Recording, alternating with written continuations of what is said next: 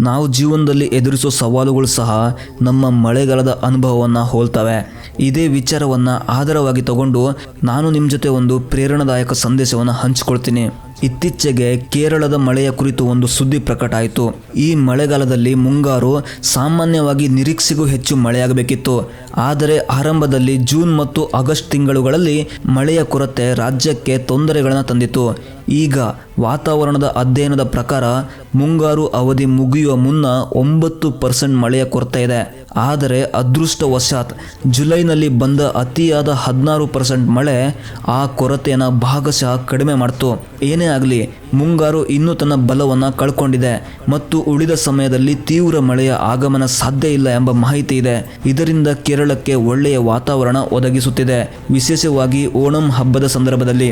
ಈ ಕಥೆ ನಮ್ಮ ಜೀವನಕ್ಕೂ ಅದೇ ರೀತಿಯ ಸಂದೇಶವನ್ನು ನೀಡ್ತಾ ಇದೆ. ಜೀವನದಲ್ಲಿ ನಾವು ಯಾವಾಗಲೂ ನಿರೀಕ್ಷಿತ ಯಶಸ್ಸು ಅಥವಾ ಸಂಪತ್ತನ್ನು ಹೊತ್ತುಕೊಂಡು ಬರಲ್ಲ.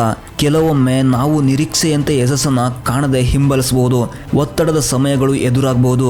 ಜೂನ್ ಮತ್ತು ಆಗಸ್ಟ್ ತಿಂಗಳುಗಳು ಹೇಗೆ ಮಳೆಯ ಕೊರತೆಯ ಅವಧಿಯಾಗಿದ್ವೋ ಹಾಗೆಯೇ ನಮ್ಮ ಜೀವನದಲ್ಲೂ ಕೊರತೆಯ ದಿನಗಳು ಇದ್ದೇ ಇರ್ತವೆ. ಆದರೆ ಆ ಕೊರತೆ ನಮ್ಮ ಜೀವನದ ಸಂಪೂರ್ಣ ಚಿತ್ರಣವಲ್ಲ.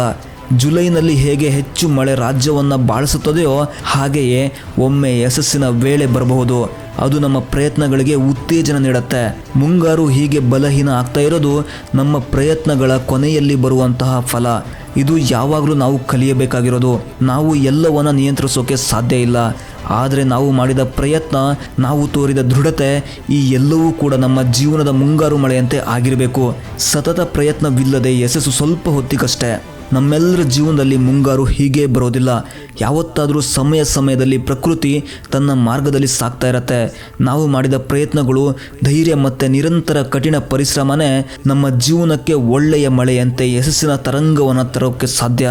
ಮುಂಗಾರು ಮಳೆಯ ಕಥೆಯಂತೆ ನಿಮ್ಮ ಜೀವನದಲ್ಲಿ ಸಕ್ಸಸ್ಸನ್ನು ಗಳಿಸೋಕೆ ಯಾಕೆ ಕಾಯ್ತೀರಾ? ಈಗಲೇ ಪ್ರಯತ್ನಗಳನ್ನು ಮಾಡಿ. ಈ ವಿಡಿಯೋವನ್ನು ನಮ್ಮ ವಾಟ್ಸಪ್ ನಂಬರ್ಗೆ ಶೇರ್ ಮಾಡಿ ಹಾಗೂ ಹಣವನ್ನು ಗಳಿಸೋಕೆ ಪ್ರಯತ್ನ ಪಡ್ರಿ.